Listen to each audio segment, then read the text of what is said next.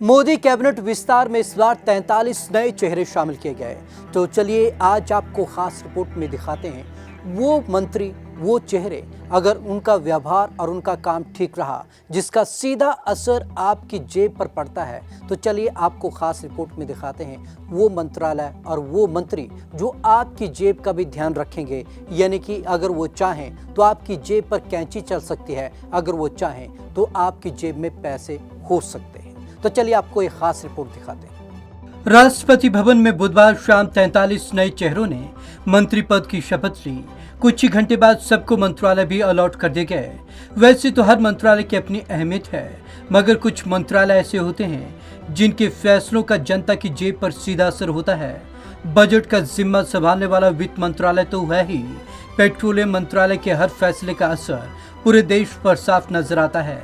यात्री सेवाओं के मंत्रालय भी पब्लिक की जेब पर सीधा असर डालते हैं। आपको मोदी सरकार के उन 5 मंत्रियों से रूबरू कराते हैं जिन्होंने अगर ठीक काम किया तो आपकी जेब भरी रहेगी।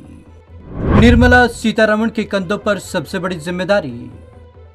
मोदी 2.0 में वित्त मंत्रालय संभाल रही निर्मला सीतारमण अपने राजनीतिक जीवन की सबसे कठिन चुनौती का सामना कर रही हैं। कोविड-19 महामारी ने अर्थव्यवस्था की कमर तोड़कर रख दी है। सीतारमण ने दो बार राहत पैकेज की घोषणा की है। वह कोविड-19 इकोनॉमिक रिस्पांस टास्क फोर्स की इंचार्ज भी हैं। उनके हर फैसले का असर आम आदमी की कमाई पर पड़ता है, फिर चाहे वह टैक्स से जुड़ा मामला हो या फिर कोई नई पॉलिसी। देश की जनता की जेब में कितना पैसा रहेगा, ये काफी हद तक सीतारमण के फैसलों पर निर्भर है। पेट्रोल डीजल में लगी आग कैसे बुझाएंगे पुरी। हरदीप सिंह पुरी को प्रमोट कर ऐसा मंत्रालय दिया गया है जहां की स्थिति काफी हद तक विदेशी बाजारों पर निर्भर करती है। पेट्रोलियम और नेचुरल गैस मंत्रालय के साथ साथ पूरी शहरी विकास मंत्रालय का जिम्मा भी संभालेंगे।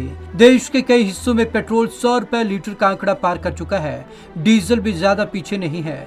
पेट्रोल डीजल की महंगाई ने खाद्य पदार्थों के अलावा ट्रांसपोर्ट पर निर्भर अन्य उत्पादों की लागत भी बढ़ा दी। पूरी के सामने चुनौती विदेशी बाजारों में कच्चे तेल की कीमतों में उछाल का असर कम करने की है। अगर वैसा कर लेते हैं तो आम जनता को जरूर बड़ी राहत मिलेगी। कहीं किराया तो नहीं बढ़ा देंगे नए रेल मंत्री।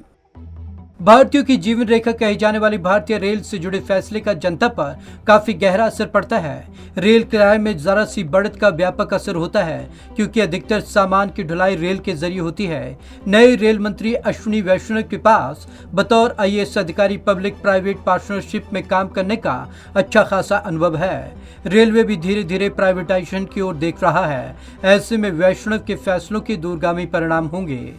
एविएशन सेक्टर को पटरी पर लाना सिंधिया की चुनौती। दुनिया में सबसे तेजी से बढ़ता एविएशन मार्केट भारत का है। कोविड की वजह से इस सेक्टर को खासा नुकसान पहुंचा।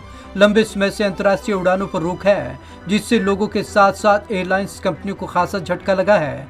जब घरेलू उड़ानें शुरू की गई तो कई नियम कायदों की वजह से मजबूरन किराया बढ़ाना पड़ा। नतीजा आम आदमी को भुगतना पड़ा। ऐसे में सिंधिया के आगे चुनौती होगी कि वह किराए में इजाफे से बचते हुए एविएशन सेक्टर को पटरी पर कैसे लाते हैं। सिंधिया के फैसलों का जनता पर कितना असर होगा, इसका अंदाजा इस बात से लगाएं कि साल 2016 में 13 करोड़ से ज्यादा लोगों ने हवाई यात्राएं की। देश का पेट पालने का जिम्मा पीयूष गोयल पर। अब तक रेल मंत्रालय देख रहे पीयूष गोयल को टेक्सटाइल दे दिया गया है। हालांकि ग्राहक मामलों, खाद्य एवं जन वितरण मंत्रालय का जिम्मा होने की वजह से गोयल अहम भूमिका में बने रहेंगे। गोयल पर देश का पेट भरने की जिम्मेदारी तो है ही, कीमतों पर नजर रखने का काम भी गोयल का मंत्रालय करेगा। Bureau report, Punjab Kesari TV. तो आपने देखा हमारी खास रिपोर्ट में वित्त मंत्रालय, रेल मंत्रालय, पेट्रोलियम, डीजल और एविएशन सेक्टर, ये वो अहम सेक्टर है जिसका सीधा असर आम आदमी की जेब पर पड़ता है। यदि ये तमाम मंत्री आम जनता की बेहतरी के लिए काम करते हैं तो इससे सीधा फायदा आम जनता को होगा। लेकिन यदि इसमें महंगाई कहीं दिखती है तो सीधा असर आम आदमी की जेब पर ही पड़ेगा, क्योंकि कटौती सीधी आम आदमी की जेब पर लगेगी। तो आज की इस खास रिपोर्ट में बस इतना ही। विवेक शर्मा को दीजिए इजाजत। नमस्कार।